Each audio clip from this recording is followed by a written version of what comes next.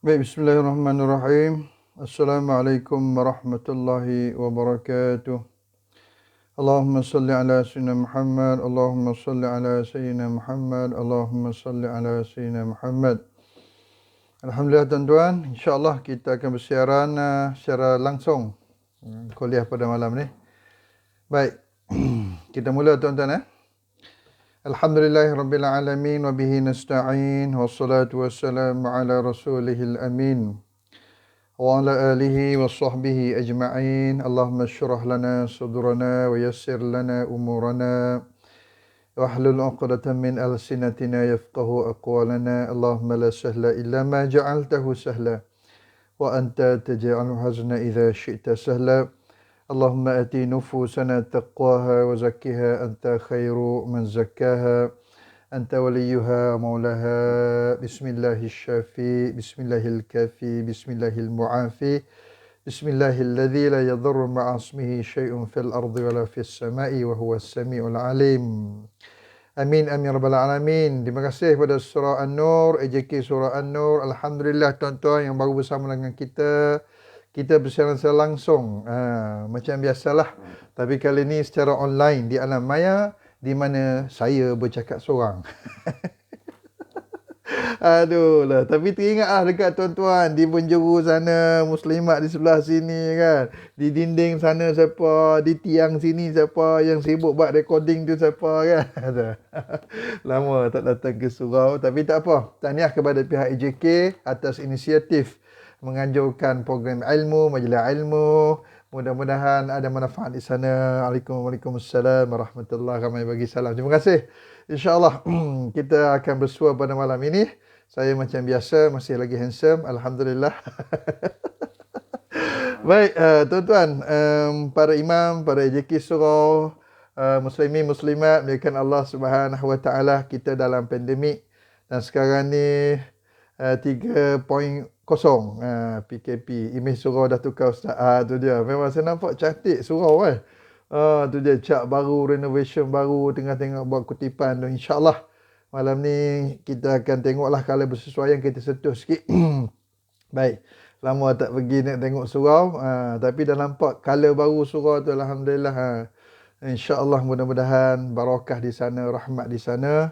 Dan saya bersyukurlah kerana saya salah seorang yang dapat bersama dengan tuan-tuan di surau An-Nur, sama-sama berkongsi ilmu, sama-sama menyumbang bakti dalam sama-sama mencari redha Allah Subhanahu Wa Taala. Terima kasih menjemput saya pada kali ini. Insya-Allah perjumpaan kita nampak gayanya setahun sekali setahun sekali Doakan sharekan infak insya-Allah, insya-Allah. Baik, tuan-tuan muliakan Allah. Malam ni nak bincang bab duit tidak patuh syariah, duit haram. Sebab tu tujuannya tajuk ni sesuai lah, sebab kita akan bincang juga ke mana nak hala duit ni. Boleh tak guna untuk surau, boleh tak guna untuk masjid, bolehkah nak guna untuk beli kapet surau. InsyaAllah kita nak bincang satu tajuk berkaitan dengan taubat hatta haram. Tajuk apa tuan-tuan? Taubat hatta haram, macam mana nak cuci hatta haram. Sebab perjumpaan kita sebelum ni dah bincang pasal muflih akhirat, salah satunya kerana harta. Kita bincang bab riba, macam mana nak bersih duit riba ni ustaz. Kita bincang bab harta pusaka, banyak harta-harta tipu ni ustaz, macam nak taubat. Kita bincang tentang bagaimana pelaburan yang haram, duit-duit tu macam mana nak buat ustaz. InsyaAllah malam ni kita akan bincang tentang bagaimana pentingnya taubat hatta haram. Sebab tuan-tuan mulakan Allah Subhanahu Wa Taala, taubat hatta haram tidak akan diangkat dengan istighfar. Saya ulangi sekali lagi, taubat hatta haram tidak akan diangkat dengan 2 rakaat solat sunat taubat. Pun tak angkat ustaz, pun tak angkat. Habis tu macam mana nak taubat hatta haram? Malam ni lah kita nak bincang. Sebab hatta haram melibatkan harta, dosa sesama manusia. Tu dia. Kan kita dah bincang kan hari tu. Dosa dengan Allah, dosa dengan manusia. Malam ni kita akan bincang bagaimana nak taubat hatta haram. Sebab kebanyakan hatta haram melibatkan dosa dengan manusia. Dan dosa dengan manusia tidak akan diangkat dengan istighfar. Dosa dengan manusia tidak akan diangkat dengan solat sunat taubat. Berdasarkan hadis Nabi, man kanat madlumatun li akhi min irdihi aw syai' falyatahallalhu minhul yawm. Rawahul Bukhari. Hadis ni kita nak bahas malam ni. Sebab kita dah sedia maklum, harta soalan keberapa di padang mahsyar tuan-tuan? Muslimin muslimat? Soalan ketiga di padang mahsyar. Apa bab harta? Min aina iktasabahu wa fima anfaqahu. Bab harta, bagaimana cara kita dapat harta? Allah Ta'ala tanya. Dan ke mana kita gunakan harta? Bagaimana kita dapat harta? Yang harta halal tak ada isu. Sekarang ni kita dapat dengan cara yang haram. Malam ni nak bincang bagaimana ni ustaz? Saya ni ada harta haram, ada harta tipu, ada harta riba, ada harta rasuah, ada harta pecah amanah, ada harta khianat, ada harta curi. Oh, banyaklah harta haram. Jadi macam mana ni ustaz? Sebab Allah Ta'ala tanya min aina iktasabahu. Jadi kita dah dapat cara dengan cara yang tak bagus harta tu, dengan cara yang haram, dengan cara yang melampau batasan hukum syarak. Jadi macam mana? Sebab Allah Ta'ala tanya wa fima anfaqahu, ke mana kita gunakan harta? Bagaimana kita nak lepaskan harta ni? Bagaimana kita nak taubat, nak suci harta haram tu? Insya-Allah, ya. Malam ni keluar dah Kelantan. Malam ni insya-Allah kita akan bincang bab harta haram, bagaimana nak suci. InsyaAllah tuan-tuan melihatkan Allah Subhanahu Wa Taala. Hadis Nabi sebagaimana kita sedia maklum, la tazulu qadama 'abdin yawmal qiyamah hatta yus'alu an arba'a khisal an umrihi fima afnah, an jasadihi fima ablah, an malihi min aina iktasabahu wa fima anfaqahu, an ilmihi fima fa'ala biha. Saya selalu ulang hadis ni. Tuan-tuan para jemaah mungkin dah boleh hafal hadis ni kan. Sekali lagi, la tazulu qadama 'abdin yaumal qiyamah hatta yus'alu an arba'a khisal. Tidak berganjak dua kaki anak Adam di padang mahsyar nanti, di akhirat nanti, sehingga mereka selesai disoal siasat oleh Allah 4 perkara. Iaitu kita nak kena buat persiapan sebab ada 4 perkara kata Nabi SAW ditanya. Pertama, umur kita. Kedua, tubuh badan kita. Ketiga, harta-harta kita. Keempat, ilmu yang kita pelajari. Dan bidang saya bab muamalat, khususnya bab harta. Dan insya-Allah kita akan tengok. Baik, macam biasa kita akan semak soalan-soalan yang ada dalam ceramah-ceramah saya macam biasa. Saya tanya, saya jawab. Tuan-tuan, saya tanya dan saya terima kasih. Tolong share, minta jemput semua ramai-ramai masuk malam ni. InsyaAllah saya jarang bersiaran secara langsung. Biasanya recordingnya. TV3 tu pun recording, bukan siaran langsung. Tapi surah An-Nur ni kita bersiaran secara langsung. Tapi nak kena hati-hati bercakap lah. Tak silap cakap kan. Masalah tu kepada penceramah. Itu yang kita bila siaran langsung ni rusing.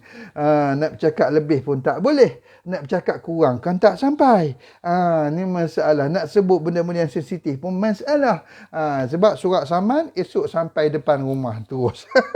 Masalah penceramah pun tuan-tuan. Baik, soalan yang pertama biasa ditanya ustaz. Ni bab harta ni. Apa dia? Saya menyimpan atau melabur di bank-bank konvensional. Bagaimana riba-riba yang saya dapat tu? Sebut elok-elok riba. Bukan riba. Saya sebut riba. Bagaimana riba-riba yang dapat tu? Kalau riba, dia riba pula. Satu bahaya riba. Bahaya raba. Ni riba. Tuan-tuan kena sebut betul-betul. Bunyinya pun nak kena betul. Jadi kita menyimpan, melabur di bank-bank konvensional. Pertama, duit kita di bank konvensional tu macam mana nak buat? Yang kedua, dividen, interest yang kita dapat tu disebut sebagai fixed deposit, fixed return. Macam mana kita nak buat dengan interest tu? Ini soalan biasa nak tanya sebab ia berkaitan dengan taubat. Tuan-tuan jangan main-main. Kerana ia berkaitan dengan taubat. Banyak pula gambar love ni. Kasih sayang kuat sungguh. Alhamdulillah. Surah An-Nur, surah kasih sayang tuan-tuan. InsyaAllah. Baik, soalan yang kedua berkaitan harta. Nanti saya jawab. Soalan yang kedua pula koperasi. Saya terlibat dalam koperasi pinjaman kredit. Ramai kita melabur dalam koperasi ataupun jadi ahli anggota koperasi. Yang kita nak kena faham, koperasi kita tu apa bentuk bisnes dia. Apa bentuk perniagaan dia. Apa bentuk aktiviti dia. Sebab bila kita jadi ahli koperasi, kita akan mendapat dividen. Kan? Banyak koperasi. Yang paling berjaya koperasi kita tengok bank rakyat lah. Tengok berapa dividen mencecah 10%, 12%, 15%. Dividen tu. Jadi kita pun nak berjinak-jinak dengan koperasi, tapi banyak koperasi. Banyak koperasi masjid lah, koperasi tempat kerja lah, koperasi kaki tangan lah, koperasi taman lah. Macam-macam koperasi.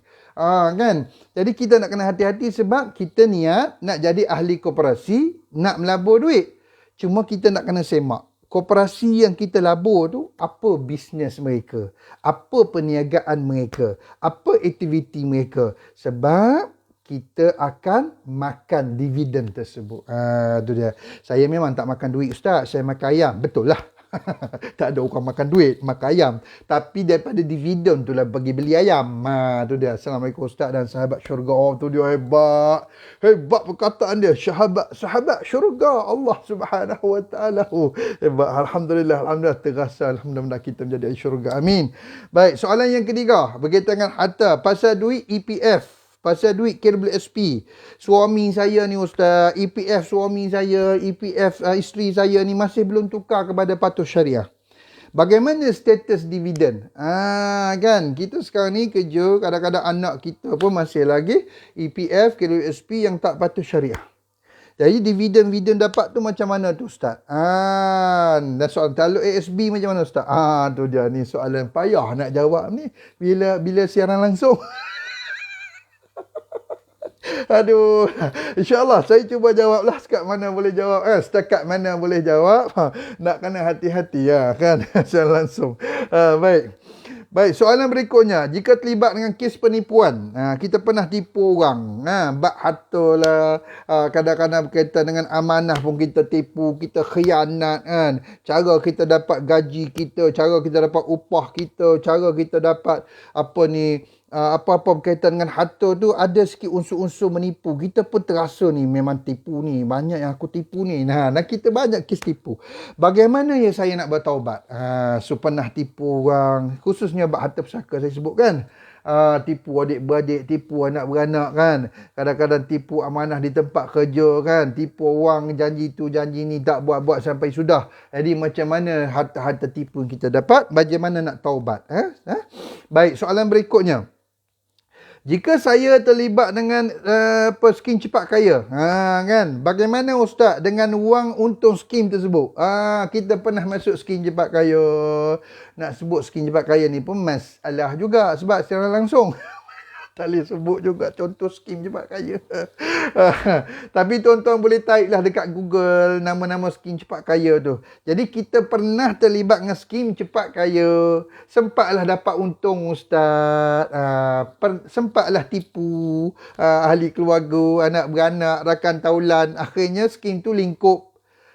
Saya ni orang yang awal-awal. Yang orang awal-awal ni dapatlah manfaat dia Ustaz 2-3 bulan. Lepas pada tu lingkup semua. Bila lingkup, macam mana duit saya dapat dan bagaimana saya pernah tipu anak beranak saya. Sebab sama-sama saya minta dia masuk skim ni. Minta sama-sama menabur. Rakan taulan kita, kadang-kadang jemaah kita sendiri percaya kat kita kan. Sahabat baik kita masuk habis skim cepat kaya. Akhirnya lingkup. Tapi kita pernah dapat. Dah dapatlah Ustaz 2-3 bulan mula-mula dia perkenalkan skim tu, merasalah untungnya. Lepas tu tak ke mana-mana dengan duit-duit melabur sekali lingkup, hilang habis dah Ustaz.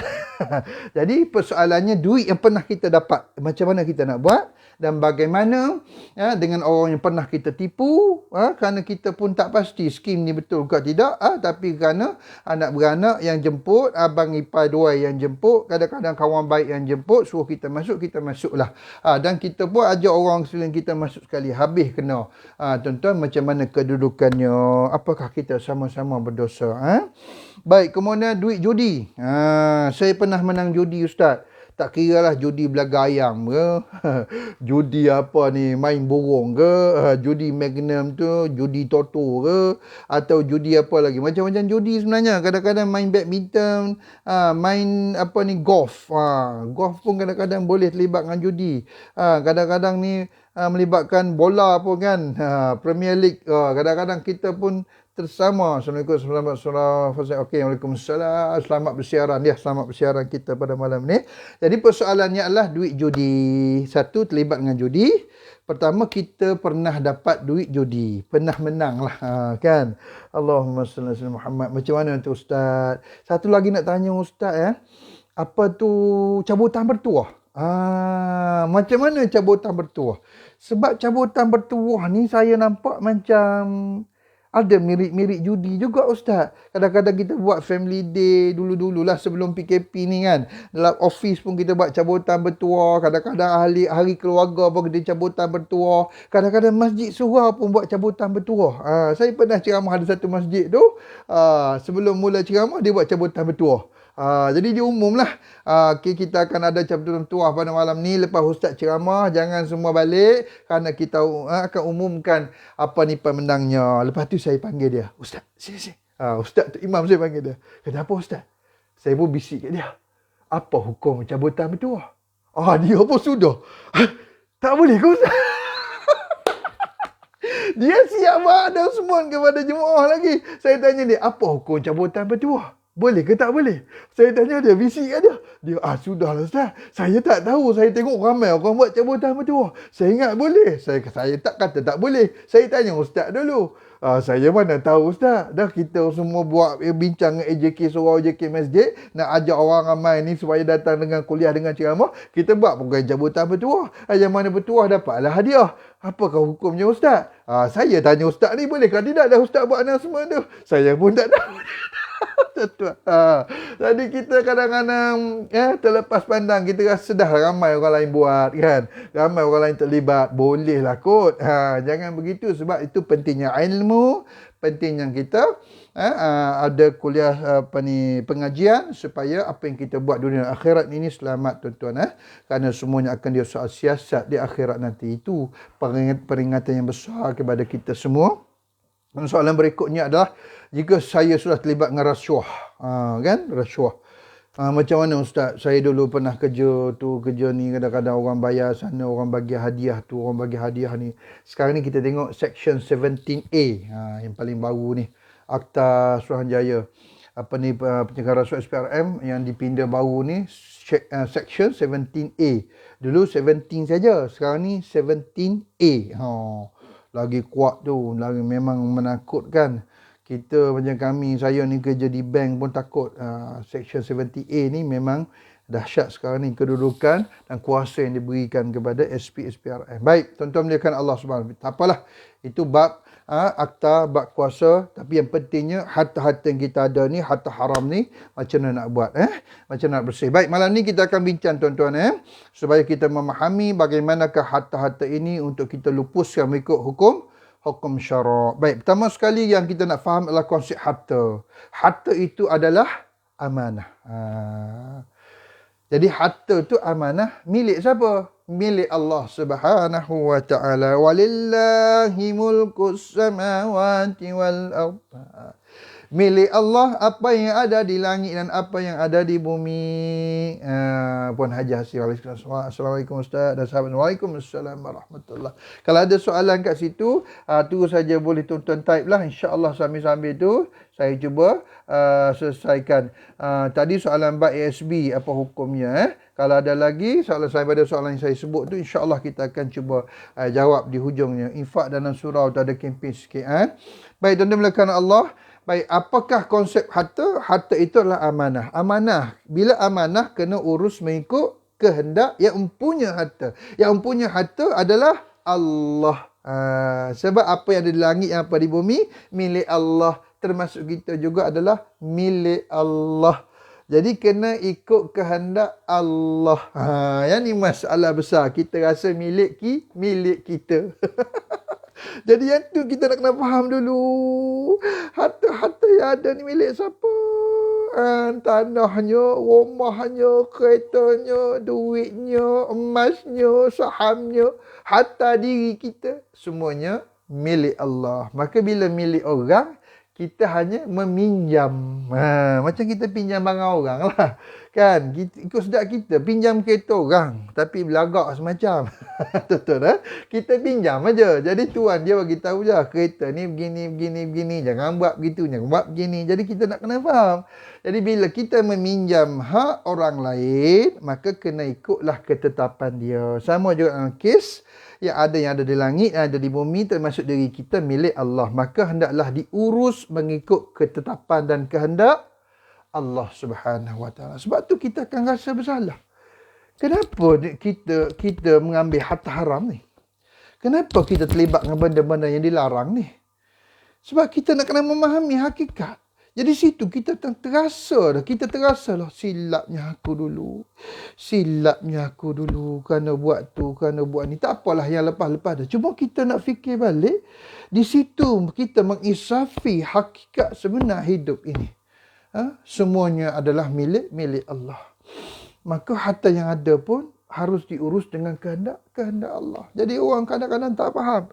Tamak harta, gilakan harta, bergaduh, berbalah kerana harta, bermasam muka kerana harta, tak bertegur siapa kerana harta, bertikam lidah kerana harta, berbunuh kerana harta, turun naik mahkamah kerana harta. Allahu Akbar kabira. Sampai bila? Hakikatnya sampai bila? Akhirnya kita kena memahami kita semua akan kembali menghadap Allah. Tak sudah. Dan akhirnya benda ni akan dibawa sampai kepada mahsyar. Nak kita berpanjangan sampai kepada mahsyar. Ini masalah tuan-tuan yang kita kena memahami hakikatnya supaya kita dapat menenang, memberi perasaan tenang. Kita rasa semuanya adalah milik Allah. Maka perasaan tu datang. Kerana kita juga adalah kepunyaan Allah Subhanahu Wa Taala. Baik, wa'lamu annama amwalukum wa auladukum fitnah. Disebut dah.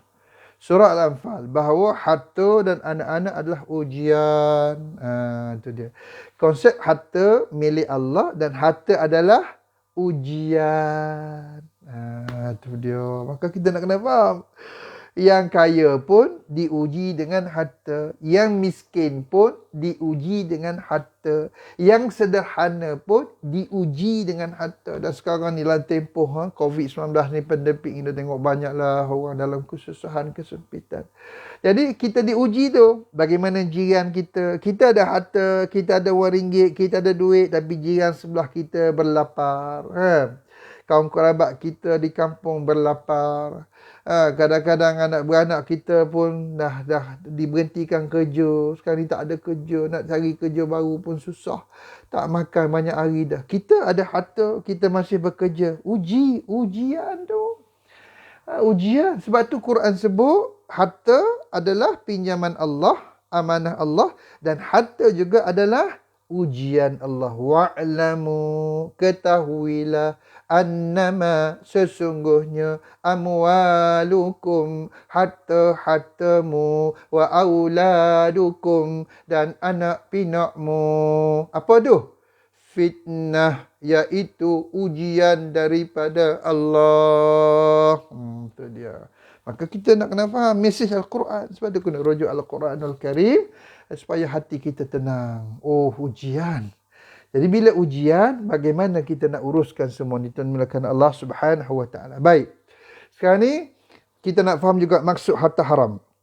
Kata Imam Ghazali, harta haram itulah harta riba, harta rasuah, harta judi, harta ihtikar.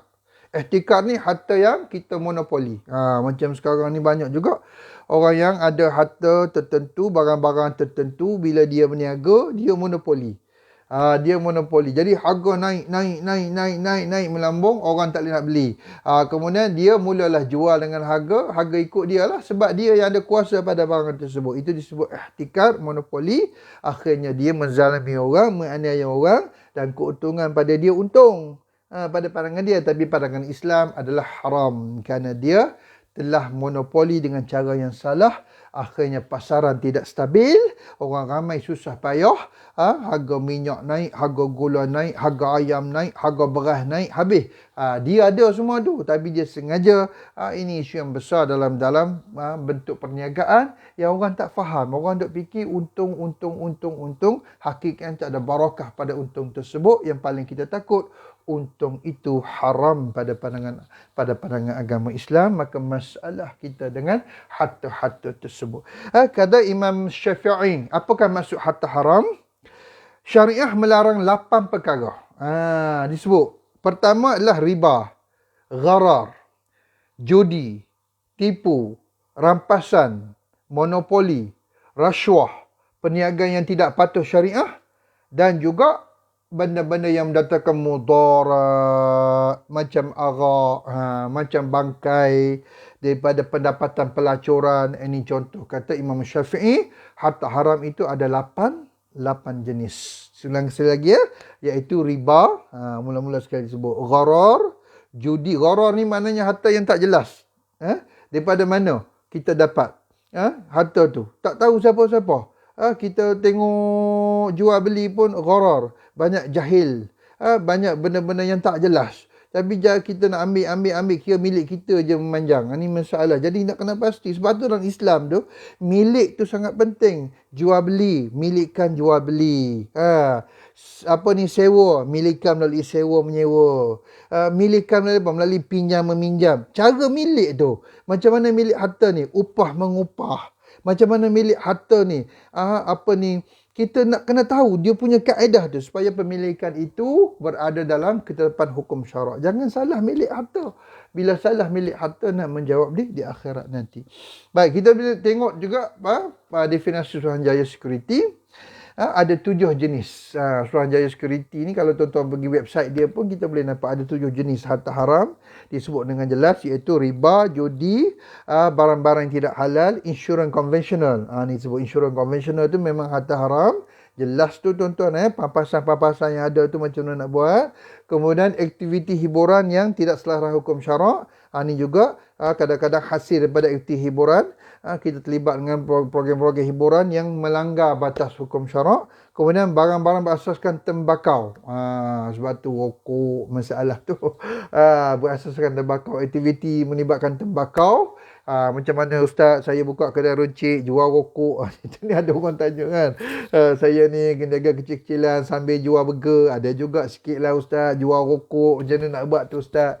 Kalau ikut Suruhanjaya Security, barangan berasaskan tembakau juga dikategori sebagai aktiviti haram. Tapi dia ada parameter, dia ada garis panduan dia lah.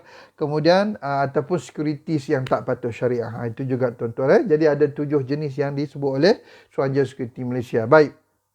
Dalam kaedah kita pula, agama Islam kita, harta haram ni terhasil pada 2 sebab lah. Pertama, lizatihi. Haram secara zat. Yang kedua, haram li ghairih.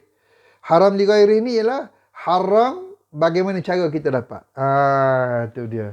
Pertama, haram secara zat. Tak boleh nak buat apa. Secara zat dia memang haram. Haram li zatihi. Dipecah 2, harta haram. Jadi kita nak taubat, kita kena tahu dulu. Harta haram tu haram sebab apa? Haram secara zat ke atau haram dengan cara dapat?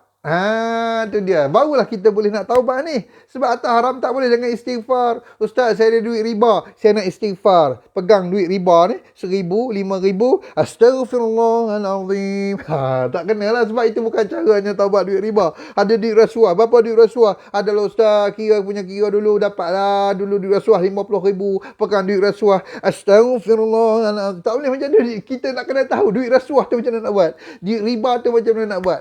Haram rasuah, haram duit riba tu, haram duit judi tu, haram duit tipu tu, haram sebab apa? Haram kerana apa? Sebab kita nak kena tahu, kerana lepas pada tu kita akan bincang cara nak taubatnya tentang melihatkan Allah, sebab kita kena berlepas diri daripada harta haram di dunia ni lagi.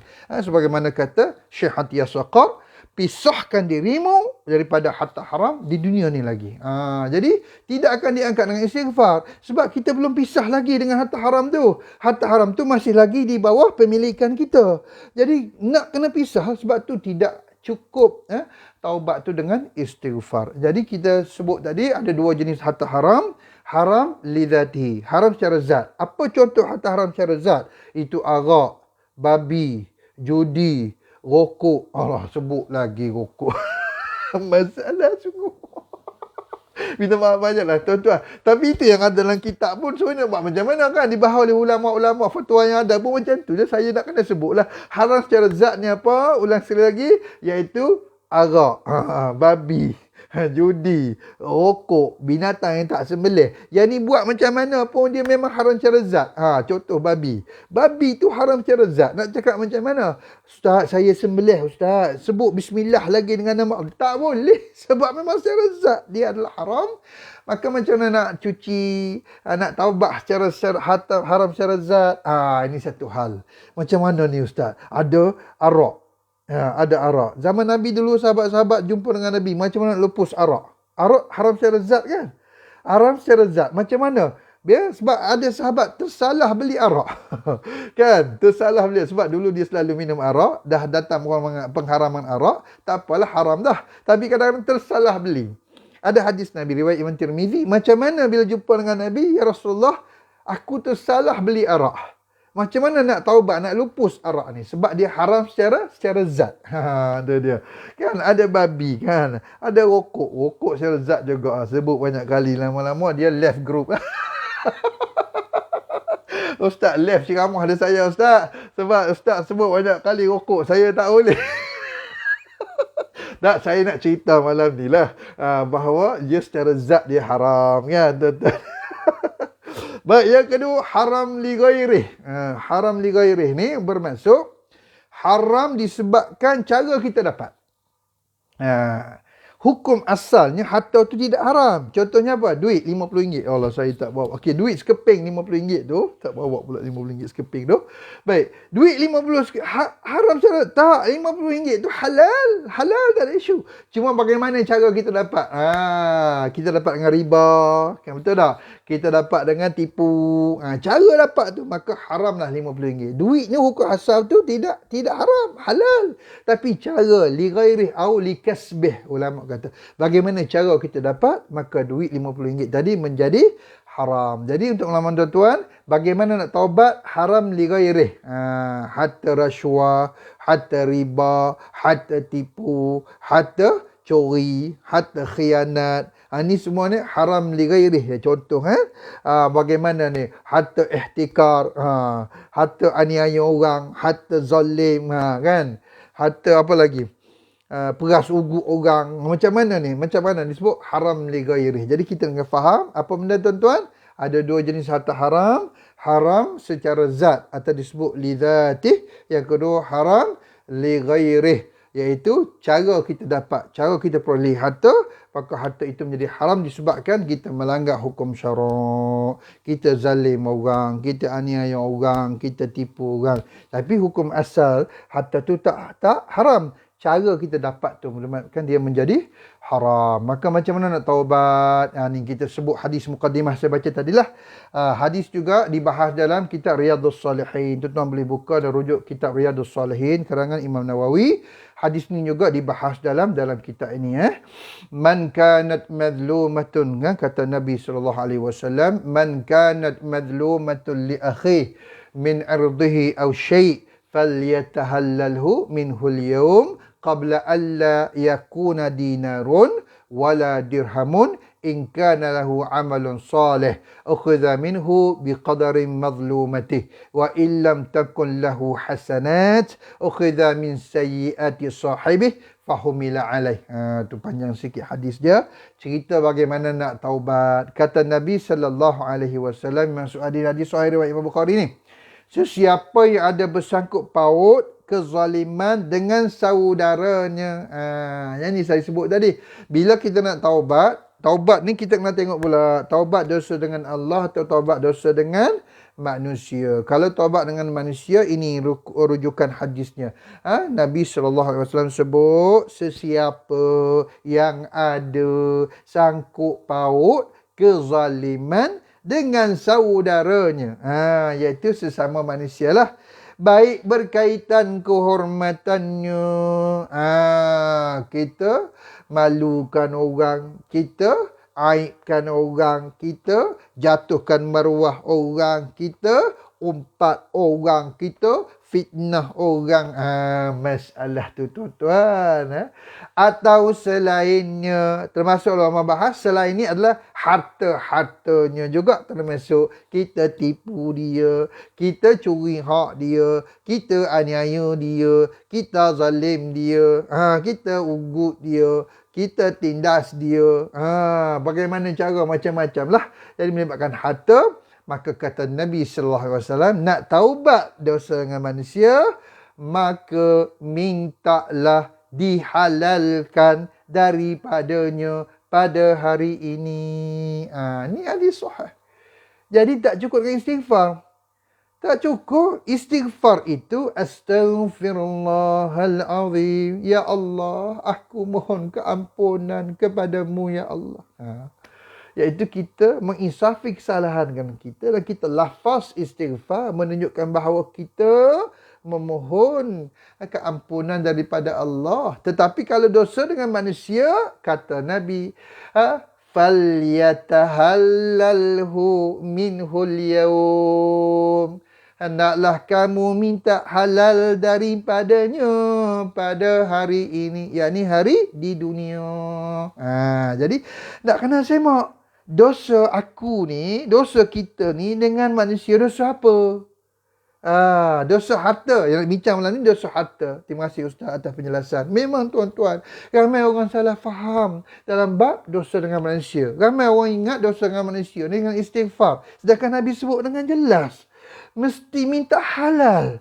Mesti kalau dosa lidah. Macam mana? Kita dah bincang itu dosa lidah macam mana.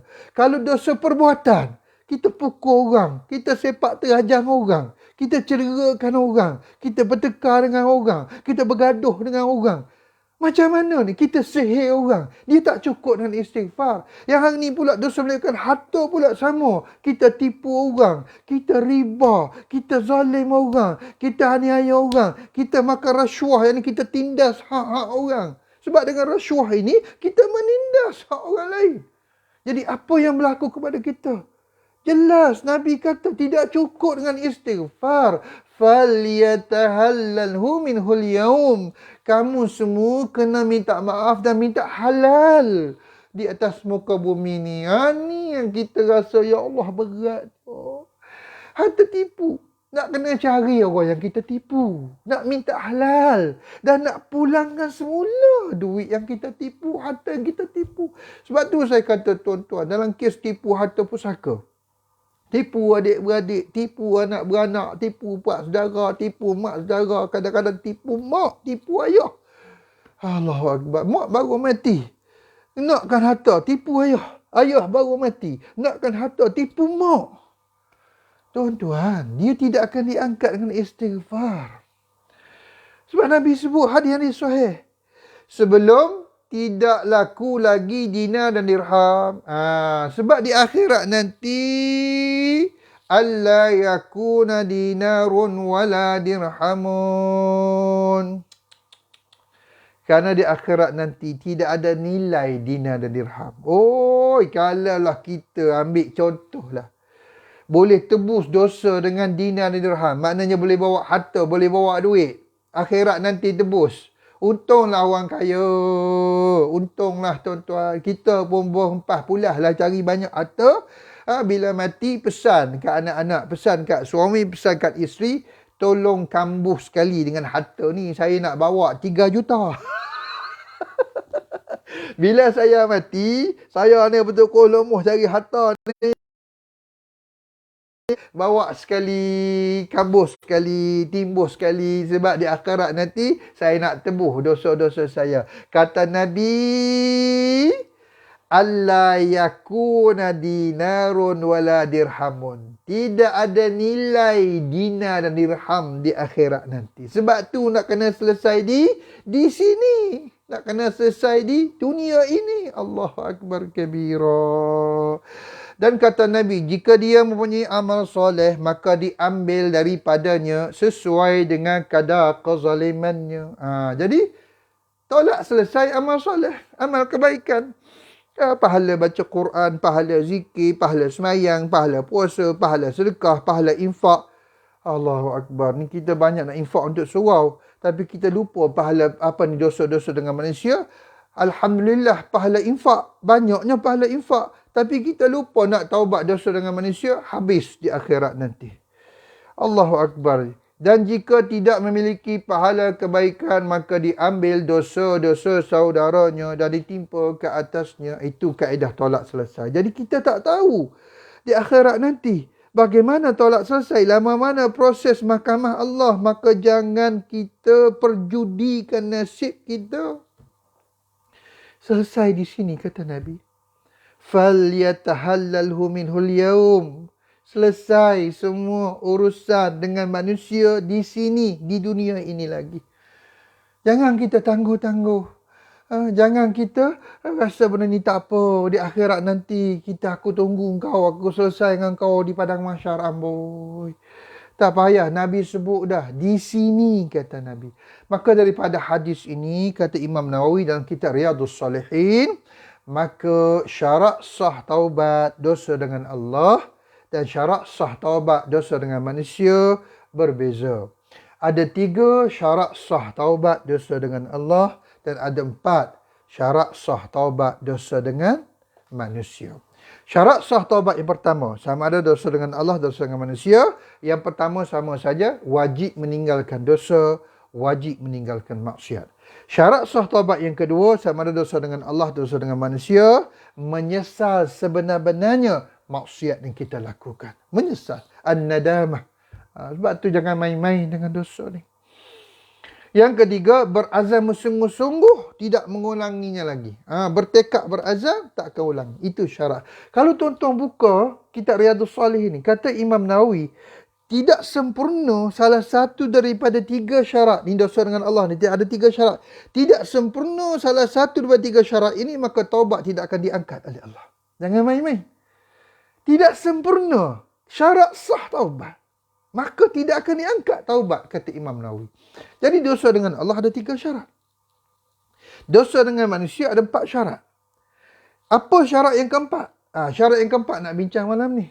Sama ada dosa berkaitan dengan lidah, atau dosa berkaitan dengan perbuatan, atau dosa berkaitan dengan harta. Dia beza, dia pecah pula syarat yang keempat. Cuma saya nak ulas syarat sah yang pertama. Syarat sah taubat yang pertama, wajib meninggalkan maksiat. Tuan-tuan fikir macam mana? Sebab tu isu besar. Apakah kita betul-betul meninggalkan maksiat dan dosa? Baru-baru ni orang tanya saya bila Ramadan, saya sebutlah Ramadan baru ni, dia ada kad kredit bank riba. Saya kena macam mana tuan-tuan masuk Ramadan sedangkan kad kredit bank riba? Cuba tuan-tuan beritahu pada saya. Macam mana masuk Ramadan sedangkan dalam dompet, dalam handbag, kad kredit bank riba? Sebab syarat sah taubat yang pertama apa? Wajib meninggalkan maksiat. Habis itu macam mana taubat? Ramadan bulan pengampunan. Ya, Ramadan bulan pengampunan. Habis Ramadan, tak dapat pengampunan. Sebab kita tidak memenuhi syarat sah taubat yang pertama. Ini belum lagi kereta dengan bank riba. Belum lagi rumah dengan bank riba. Belum lagi akaun gaji dengan bank riba. Akaun pencen dengan bank riba. Itu baru dosa riba. Belum dosa tipu harta anak beranak lagi. Ni harta pusaka duk menipu anak beranak. Berapa generasi makan harta haram ni. Masuk Ramadan kita. Tapi menipu harta haram dengan kita. Syarat sah taubat yang pertama, wajib meninggalkan dosa. Harta haram masih ada, harta tipu. Habis itu macam mana? Sebab tu Ramadan ni bulan pengampunan, sehingga kata Nabi, celakalah orang yang diizinkan berada di bulan Ramadan, diizinkan bertemu dengan bulan Ramadan, habis Ramadan dia tidak mendapat pengampunan. Lam yaghfirallahu lah. Tak dapat pengampunan. Habis Ramadan tak dapat juga. Sebab kadang-kadang kita tidak memahami syarat sah taubat untuk mendapatkan pengampunan. Sebab tu kalau panggil saya awal Ramadan dulu, saya akan jelaskan sejelas-jelasnya supaya kita masuk Ramadan, taubat kita itu sebenarnya taubat, kita memahami konsep taubat. Sebab kata Imam Nawawi, jelas tertinggal salah satu syarat sah taubat, maka taubat tidak akan diangkat oleh Allah. Tidak akan diangkat oleh Allah. Allahumma salli ala Sayyidina Muhammad. Main-main kita. Kita ingat kita dah taubat.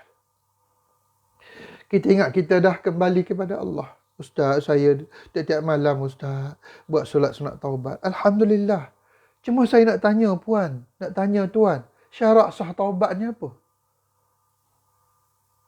Istighfar dengan solat sunat taubat itu cara kita nak mendekatkan diri kepada Allah. Itu kaedah dia. Bila kita menyesal, bila kita insaf, bila kita tahu kesalahan, kita menambahkan diri kepada Allah. Bagaimana? Kita sebut, Ya Allah, ampunkan dosa aku. Itu bahasa Melayu, bahasa Arabnya, Astaghfirullah. Ya Allah, ampunkanlah aku. Bahasa Arabnya, Astaghfirullah. Ya Allah, maafkanlah aku. Bahasa Melayu, bahasa Arabnya, Astaghfirullah. Tapi syarat sah taubatnya. Allahumma salli. Baik, sekarang ni kita nak tengok syarat sah taubat yang keempat yang melibatkan harta. Malam ni kerana nak taubat harta haram. Maka jelas kata Nabi, jika berkaitan dengan harta tersebut, harta haram itu wajib dipulangkan kepada pemiliknya. Macam mana tuan-tuan? Syarat sah taubat yang keempat, jika melibatkan harta. Ada 3 saya sebutkan. 1 melibatkan harta, 2 melibatkan lidah, 3 melibatkan perbuatan. Malam ni, syarat sah taubat yang keempat tu hanya melibatkan harta dulu. Kata Imam Nawawi, jika berkaitan dengan harta, maka wajib harta itu dikembalikan semula kepada pemiliknya, baru taubat diangkat oleh Allah. Allahumma salli ala Sayyidina Muhammad. Ramai orang salah faham.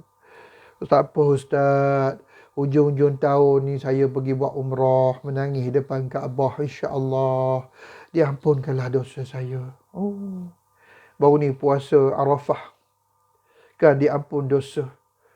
Ya tuan-tuan, tapi kita nak kena faham bila tengok tafsir hadis tu. Semak tafsir hadis tu. Dosa apa yang diampunkan? Yang sebelumnya, yang selepasnya. Dosa apa? Sebab kalau dosa dengan manusia, bukan begitu. Panjang lagi cerita dia. Sehingga ada hadis yang kita syarah kepada tuan-tuan baru ni. Manusia muflis akhirat. Kalau beginilah dosa dengan manusia, mudahnya taubat. Oh, saya pun menipu lah. Minta maaf banyaklah tuan-tuan. Baik kita menipu lah. Baik kita mencuri, baik kita mengompak. Sebab apa? Mudah sangat. Taubatnya istighfar je. Allahu Akbar kabira. Salah faham banyaknya kita. Salah faham banyaknya kita. Kalau gitulah sama-sama buat maksiat lah. Tipu orang, khianat orang, zalim orang, pecah amanah, hugu orang, berbalah dengan orang, tindas orang. Buatlah apa saja. Sebab mudah sangat istighfarnya. Taubatnya dengan istighfar mudah sangat. Tidak begitu kata Nabi, tidak begitu. Takkanlah Nabi nak keluar hadis sebegini dahsyat berkaitan dengan dosa dengan manusia. Ini belum bincang lagi dosa dengan hutang. Kan kita dah bincang tajuk hutang hari itu. Dosa hutang pun sama. Tidak akan diangkatkan istighfar. Dosa hutang tidak akan diangkat dengan solat sunat taubat. Allahumma salli ala sayyidina Muhammad. Maka tuan-tuan, saya rujuk fatwa-fatwa yang ada, fatwa negeri. Malah saya rujuk pengurusan harta syubhah Jauhar. Jauhar pun ada. Saya rujuk fatwa Syekh Yusuf Al-Qardawi, Syekh Atiyah Saqar. Ni orang hebat ni. Dan malah saya buka kitab Ihya Ulumuddin, Imam Ghazali rahimallahu ta'ala. Apa benda yang kita nak kena tahu? Baik tuan-tuan, saya sebut malam ni lah. Kita insya-Allah kalau ada masa ruang, insya-Allah nak bincang. Baik, harta haram. Macam mana? Pertama sekali, fatwa-fatwa yang ada jelas. Mengetahu, kena pulang kepada pemiliknya. Cari pemiliknya. Harta curi, harta tipu. Wajib cari pemiliknya, pulang. Banyak mana kita tipu? Pulangkan semula. Ustaz, saya agak-agak tipu hari itu dalam 50,000. Nak kena pulang 50,000. Saya pernah tipu 100,000. Saya pernah tipu 200,000. Jadi pulang kepada pemiliknya. Harta tipu, harta curi, wajib pada pemiliknya. Jika tak jumpa pemiliknya Ustaz, ulama bahas panjang cerita ni. Semua saya ringkas saja untuk tuan-tuan. Jadi bila tak jumpa pemiliknya, maka warisnya. Oh, begitu. Ya, tetap susunannya warisnya. Iaitu kalau kepunyaan isteri mati, maka suaminya. anaknya, maknya, ayahnya, tetap kena cari waris. Begitu tuan-tuan, taubat harta curi, harta tipu ni bukan main-main. Tipu harta adik-beradik, berapa generasi dah mati dah adik-beradik kita, yang hidup anak-anak dia. Sekarang anak-anak dia tu nak kena pulangkan harta dan minta halal. Satu, pulang harta. Yang kedua, minta maaf dan minta halal. Itu ya Allah. Malulah satu hal lagi pula. Malulah pula bergaduh panjang lebar, panjang cerita bertahun-tahun dah tu. Tapi tak apa, selesai di sini. Jangan selesai di akhirat. Baik tuan-tuan, itu satu kaedah. Kaedah yang kedua, kalau tak jumpa pemiliknya, tak jumpa warisnya, macam mana harta tu Ustaz? Boleh bagi pada jalan-jalan dakwah. Yang ni saya kata jalan-jalan umum, jalan-jalan kebajikan. Termasuk nak buat surau kita ni. Masjid pun layak terima duit-duit haram. Duit-duit riba boleh bagi pada masjid. Duit-duit tipu dah tak jumpa waris, tak jumpa pemilik, boleh bagi pada waris. Hutang pun sama. Cari-cari punya cari, yang pemilik pun tak jumpa, anak beranak pun tak jumpa, bagi pada surau. Tengok, bukan saja duit halal, duit haram juga haram li ghairih. Haram li ghairih. Haram disebabkan cara kita dapat tak betul, tapi nak cari yang punya tak jumpa, maka boleh bagi pada masjid surau. Tu dia. Ini Alhamdulillah. Kan? Ada duit haram, duit riba, duit EPF. Nak cuci duit EPF, dividen EPF. Berapa tu Ustaz? Kira adalah Ustaz dalam 50,000. Tuan-tuan haji, puan-puan hajah, 50,000. Pergi pada surau. Kena cakap pun kat surau tu Ustaz, ni duit riba. Cakap pun tak apa, tak cakap pun tak ada masalah. Sebenarnya banyak semua untuk surau. Jadi buat kemping surau kita bukan saja infak dana, malah duit-duit syubhah, duit-duit haram, masjid surau je boleh terima. Tidak ada masalah. Jadi boleh guna untuk buat renovation sana, buat apa ni tandas, sama ada nak beli kapek, sama ada nak beli apa, kipas, aircon, nak buat pagar, nak turat jalan, nak buat longkang. Sebab dia haram li ghairih. Haram li ghairih. Apa maksud haram li ghairih? Haram kepada yang empunya diri.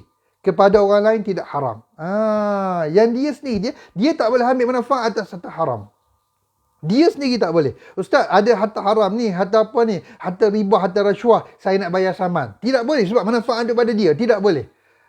Nak bayar saman? Tak boleh. Ada duit riba, duit rasuah ni Ustaz, saya nak bayar hutang. Tak boleh. Sebab manfaat daripada dia. Jadi kepada dia tidak boleh. Tapi pada orang lain boleh. Haram hanya kepada dia. Sebab tu boleh bagi pada jalan-jalan dakwah, boleh bagi pada masjid surau, boleh bagi pada sekolah, boleh bagi pada balai raya, hatta boleh bagi pada fakir miskin. Fakir miskin pun boleh terima duit haram li ghairih. Haram cara dapat tu li ghairih boleh. Tuan-tuan, tidak ada masalah, sangat mudah. Ataupun boleh bagi pada majlis agama Islam, boleh bagi pada Baitul Mal. Itu cara paling mudah lah. Ataupun nak suruh saya urus pun boleh. Tu dia. InsyaAllah saya tahu bagaimana cara. Sebab sekarang ni banyak duit-duit yang haram pun orang communicate dengan saya. Ustaz, saya ada duit sikit, duit haram, macam mana nak cuci. InsyaAllah saya pun boleh uruskan. Sebab saya ada banyak projek-projek berkaitan dengan kebajikan pun. Tapi nak bagi pada surah An-Nur pun tidak ada masalah. Alhamdulillah. Banyak duit-duit haram, boleh masjid surau terima dan uruslah untuk kebaikan masjid dan surau kita. Tuan-tuan mulakan Allah Subhanahu Wa Taala. Maka fahamlah tu kan. Cuma saya nak sebut kat sini haram li dzatih. Haram li dzatih ni haram secara zat. Contohnya arak, contohnya babi. Ustaz, saya memang dah tertembak babi. Kan contohlah. Kemudian saya jual babi tu Ustaz. Dapat duit tu Ustaz kan. Ada lihatlah kawan-kawan kita bukan Islam beli. Sebenarnya haram li dzatih ni, haram secara zat ni termasuk hadis Nabi yang disebut oleh riwayat Imam Tirmizi tu. Nabi arahkan lupus dalam bentuk tanam dan bakar. Begitu. Haram li dzatih. Haram secara zat. Jadi mesti ditanam atau dibakar. Jadi nak jual pun tak boleh. Sebenarnya jual pun tidak boleh. Haram secara zat. Jadi sebab tu kita jumpa contohlah saya sebut tadi babi kita jual. Sebenarnya tidak boleh tu. Dan kita nak dapat, yang dapat dia jualan tu pun tidak halal untuk kita ambil. Sebab sama ada di lupusannya adalah tanam atau bakar. Itu kaedahnya. Jadi kita nak kena faham taubat harta haram tadi kategori secara zat dan juga bukan secara zat, yang ni cara kita dapat. Baik Ustaz, saya ada duit yang saya simpan di bank-bank riba. Jadi syarat sah taubat yang pertama, wajib berhenti dan keluar daripada bank riba. Sebab syarat sah taubat yang pertama, wajib meninggalkan maksiat. Jadi akaun riba kena tutup, akaun simpanan riba kena tutup, akaun pelambang riba kena tutup, akaun gaji riba kena tutup, akaun pencen riba kena tutup. Sebab syarat sah taubat wajib. Dan duit-duit riba tadi, dividen-dividen yang mana kita ingat berapa jumlah yang ada, guna kaedah tadi. Haram digairihkan duit riba kan? Maka boleh guna untuk masjid surau, boleh bagi pada fakir miskin, boleh bagi pada program-program dakwah, program-program amal. Macam ni sekarang ni banyak orang susah, boleh beri makanan, duit dalam bentuk makanan atau dalam bentuk wang tunai kepada orang susah kerana dalam pandemik pun boleh, tidak ada masalah. Duit riba ni haram kepada kita sahaja, tidak haram kepada orang lain. Jadi itu kaedahnya. Nampak tuan-tuan? Jadi duit riba mesti ditutup kerana syarat sah taubat dia wajib meninggalkan maksiat. Baik, hasil judi, duit judi pula. Pernah kita dapat menang judi, apa nak buat? Maka hasil judi adalah haram li zatihi. Jadi kaedahnya hasil judi ni boleh beri kepada Baitul Mal. Boleh beli pada Baitul Mal, malah boleh diguna juga untuk masjid surau bagi penggunaan pembangunan masjid surau. Tidak ada masalah. Duit judi itu lupusnya. Jadi tak cukup dengan taubat, mesti ada tindakan untuk memisahkan diri kita daripada harta haram tersebut. Bagaimana duit tipu, duit curi, duit pecah manah, duit rasuah, saya sebut dah tadi, mampu pulang kepada yang milik atau kepada warisnya. Tak jumpa, maka guna kaedah tadi, mesti diberikan. Ustaz, bolehkah kita masuk terus dalam akaun masjid? Bayar hutang kita boleh, tidak ada masalah. Kalau kita sepatutnya kita jumpa tuan ni buat hutang untuk bayar hutang, tapi kalau tak jumpa dia, wajib sebenarnya kita bayar pada dia. Kalau ikut fatwa yang ada, kena jumpa dia dulu. Hutang, tapi kita cari-cari tak jumpa, jadi boleh bagi pada masjid, tidak ada masalah. Niat bayar hutang kepada si fulan bin si fulan, sebab kita tak jumpa dah cari dia, boleh masuk akaun masjid. Nak masuk akaun saya pun boleh. Nanti saya bagi, marah pula VJK suruh. Baik, pampasan insurans konvensional. Pampasan insurans konvensional saya sebut dah, ia haram, insurans konvensional haram, maka pampasan juga adalah haram. Yang halal hanya premium, pokok saja. Jadi, kena kiralah berapa premium, yang lebih pada premium, yang lebih pada prinsipal, yang lebih pada pokok, maka kita tak boleh ambil, malah tidak boleh difaraidkan. Jumlah tersebut boleh bagi pada masjid surau, boleh bagi pada fakir miskin, boleh bagi pada majlis agama Islam, pada Baitul Mal, sebab kita nak pisahkan duit kita. Contoh, kita dapat pampasan, suami kita mati, dapatlah 500,000, contohlah. Tapi kita dapat tahu suami kita ambil life insurance. Life insurance haram? Haram. Jadi kita kena kira berapa bayaran bulanan dia tu. Dia duk bayar bulan-bulan berapa? 200. Okey, dia bayar 200. Berapa tahun dia bayar 200? Dia bayar 200 dalam 20 tahun. Maka 200 kali dengan 12 bulan kali dengan 20 tahun. 500,000 contoh, keluarlah 100,000. Jadi yang kita boleh ambil 100,000 saja, sebab itu duit premium, duit pokok yang dibayar bulan-bulan halal. 400,000 lagi hendaklah dilupuskan, tidak boleh dimanfaatkan kepada kita. Tuan-tuan mulakan Allah Subhanahu Wa Taala, tu dia. Duit rompakan.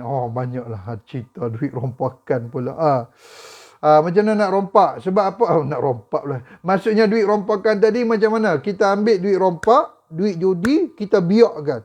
Ni ulama bahas sampai begitu. Duit tipu, kita biakkan. Kita ni biakkan. Biak tu macam mana? Kita labur hartanah, kita labur saham kan. Kita simpan dalam bank-bank pelaburan. Kita banyak beli equity kan. Beli property. Daripada duit tipu, daripada duit rompak, daripada duit judi, apa jadi pada harta tersebut?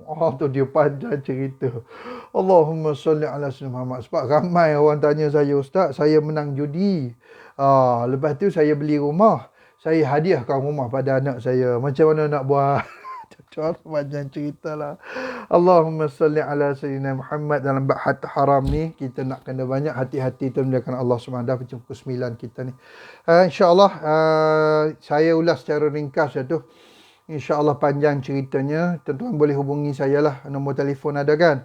012 2056 581. Mungkin malam ni malu nak tanya, nak taik-taik kat sini ramai orang tengok sebab nama kita keluar kat situ. Tak apa, boleh hubungi secara personal. Macam mana ustaz, saya pernah menang judi. Macam mana ustaz, saya pernah tipu anak beranak ni. Macam mana ustaz, saya pernah makan rasuah ni. Macam mana ustaz, saya pernah ambil harta-harta syarikat dulu ustaz. Buat balik rumah, harta syarikat, harta saya juga. Masalah. Jadi tuan-tuan boleh hubungi saya. Mak Maliu nak tanya tu boleh 012 2056 581. InsyaAllah kita boleh jawab secara personal lah. InsyaAllah tuan-tuan. Cuma saya nak bagi tahu, hati-hati kerana Allah Ta'ala pernah berpesan, bila kita melanggar hukum-hakam Allah, kita menjemput murka Allah. Dan kita sedia maklum, takut-takut COVID-19 ni juga hasil daripada murka Allah Subhanahu wa taala. Sebagaimana firman Allah, kulu min tayyibati ma razaqnakum wa la tatghaw fihi fayahilla 'alaikum ghadabi wa man yahlil 'alaihi ghadabi faqad hawa. Surah Taha. Baik, Allahumma salli ala Muhammad. Maka kata Allah, tolong kita hati-hati makan benda yang baik-baik, tolong patuh pada perintah Allah, tolong taat kepada arahan Nabi, sebab kalau kita melanggar semua ketetapan ini, maka kita menjemput murka Allah. Bila murka Allah sampai, faqad hawa, maka musnahlah kamu wahai manusia. Dan kita takut pandemik COVID-19 juga hasil murka Allah Subhanahu wa taala. Maka sama-sama kita mendambakan diri untuk kembali kepada Allah, merintih kepada Allah, mengadu kepada Allah, kerana semuanya daripada Allah dan Allah lah yang akan mengangkat segala bala yang ada ini. Terima kasih banyak. Saya ulangi sekali lagi, nombor saya ada orang tanya tu 012 2056 581. Bolehlah kalau berhubung secara mesej pun tak apa, tak payah hubungi. Kadang-kadang takut saya terangkat banyak sangat mesej, insya-Allah saya akan jawablah. Cuma tuan-tuan kena sabar sebab hari-hari banyak mesej masuk tanya macam-macam isu bab harta-harta, khususnya harta haram. Insya-Allah. Terima kasih banyak pihak JK Surau. Terima kasih banyak kepada tuan-tuan haji, tuan-tuan perempuan hajah. InsyaAllah panjang umur kita jumpa lagi. Mudah-mudahan taubat kita diangkat oleh Allah Subhanahu wa taala. Sempurnakan semua syarat sah taubat. InsyaAllah kita akan menghadap Allah di mana kita dalam redha Allah Subhanahu wa taala. Wallahu alam. Assalamualaikum warahmatullahi wabarakatuh.